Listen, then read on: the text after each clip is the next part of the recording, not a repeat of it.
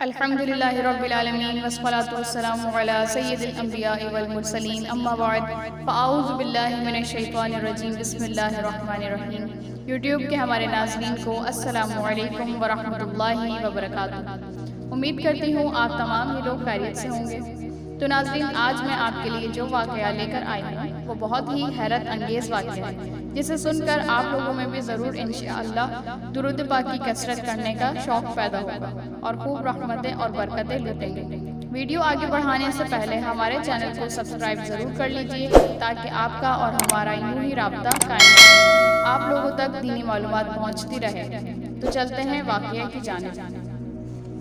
Baghdad میں ایک تاجر رہتا تھا جو کہ بہت مالدار صاحب ثروت تھا۔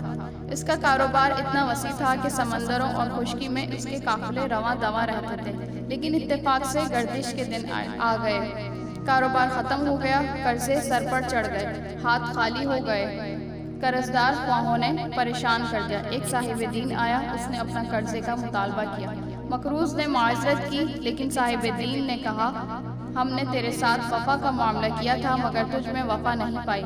مقروض نے کہا خدا کے لیے مجھے رسوا نہ کر، میرے ذمے اور لوگوں کے بھی قرضے ہیں، آپ کی سختی کے باعث وہ بھی بھڑک اٹھیں گے، حالانکہ میرے پاس کچھ بھی نہیں ہے۔ صاحب دین نے کہا میں تجھے ہرگز نہیں چھوڑوں گا، اور وہ اسے عدالت میں قاضی کے ہاں لے گیا۔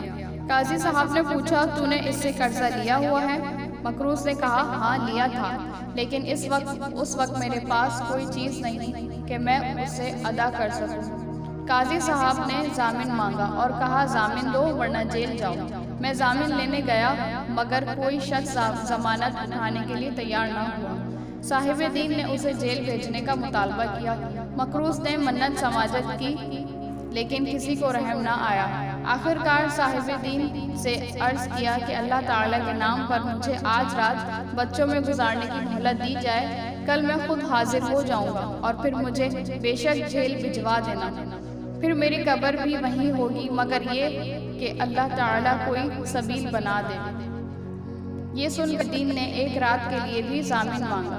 مقروض نے کہا اس رات کے لیے میرے ضامن مدینے کے تاجدار ہیں صلی اللہ تعالی علیہ وآلہ وسلم۔ صاحب دین نے منظور کر لیا اور وہ مقروض گھر آ گیا، لیکن حد درجہ غمزدہ اور پریشان دیکھ کر بیوی نے سبب پوچھا تو سارا ماجرا کہہ سنایا اور بتایا کہ آج کی رات کے لیے آقا دو جہاں صلی اللہ تعالی علیہ وآلہ وسلم کو ضامن دے کر آیا ہوں۔ بیوی جو کہ نہایت ہی بیدار وقت عورت تھی، اس نے تسلی دی کہ غم نہ کرو، فکر کی کوئی بات نہیں، جس کے ضامن رسول اللہ صلی اللہ علیہ وآلہ وسلم ہو وہ کیوں مغموم و پریشان ہو۔ یہ سن کر غم کا فور ہوئے، ڈھارس بن گئی، رات کو درود پاک پڑھنا شروع کر دیا اور درود پاک پڑھتے پڑھتے سو گیا تو امت کے والی صلی اللہ تعالی علیہ وآلہ وسلم تشریف لائے اور تسلی دی اور بشارت سنائی، میرے پیارے امتی کیوں پریشان ہے، فکر مت کر، تم صبح صبح بادشاہ کے وزیر کے پاس جانا اور اسے کہنا تمہیں اللہ تعالیٰ کے رسول نے سلام فرمایا ہے اور فرمایا ہے کہ میری طرف سے 500 دینار قرض ادا کر دو، کیونکہ قاضی نے اس کے بدلے مجھے جیل بھیجنے کا حکم صادر کر دیا ہے اور میں اللہ تعالیٰ کے حبیب صلی اللہ تعالیٰ علیہ وآلہ وسلم کی ضمانت پر آج باہر ہوں، اور اس امر کی صداقت کے مجھے رسول اکرم صلی اللہ علیہ وآلہ وسلم نے یوں فرمایا ہے۔ اس کی نشانی یہ ہے کہ آپ محبوب کبریا صلی اللہ تعالی علیہ وآلہ وسلم پر ہر رات 1000 مرتبہ درود پاک پڑھتے ہیں، لیکن گزشتہ رات آپ کو غلطی لگ گئی اور آپ شک میں پڑ گئے کہ پورا 1000 مرتبہ پڑھا گیا ہے یا نہیں، حالانکہ وہ تعداد پوری تھی۔ یہ فرما کر امت کے والی تشریف لے گئے اور وہ مقروض بیدار ہوا تو بڑا ہی خوش تھا۔ صبح نماز پڑھ کر وزیر صاحب کے رہائش گاہ پر پہنچا تو وہ دروازے پر کھڑے تھے اور سواری تیار تھی۔ پہنچ کر فرمایا السلام علیکم وزیر صاحب۔ وزیر صاحب نے جواب دیتے ہوئے پوچھا کون ہے، کہاں سے آئے ہو؟ فرمایا آیا نہیں ہوں، بھیجا گیا ہوں۔ وزیر نے استفسار کیا کس نے بھیجا ہے؟ فرمایا مجھے اللہ کے رسول صلی اللہ تعالی علیہ وآلہ وسلم نے بھیجا ہے۔ پوچھا کس لیے بھیجا ہے؟ فرمایا اس لیے کہ آپ میرا قرضہ جو کہ 500 دینار ہیں ادا کر دیں۔ جب وزیر نے نشانی طلب کی تو سید المرسلین صلی اللہ تعالیٰ علیہ وسلم کا فرمان سنا دیا۔ وزیر صاحب سنتے ہی اسے مکان کے اندر لے گئے اور بہترین جگہ پر بٹھایا۔ عرض کیا، ایک مرتبہ پھر مجھے آقائے دو جہاں کا پیغام سنا دیجیے۔ وزیر سن کر باغ ہو گیا اور اس آنے والے کی دونوں آنکھوں کے درمیان بوسہ دیا کہ یہ رحمت دو عالم امت کے والی صلی اللہ تعالیٰ علیہ وسلم کی زیارت کر کے آیا ہے۔ نیز وزیر صاحب نے کہا، مرحبا رسول صلی اللہ تعالیٰ علیہ وسلم۔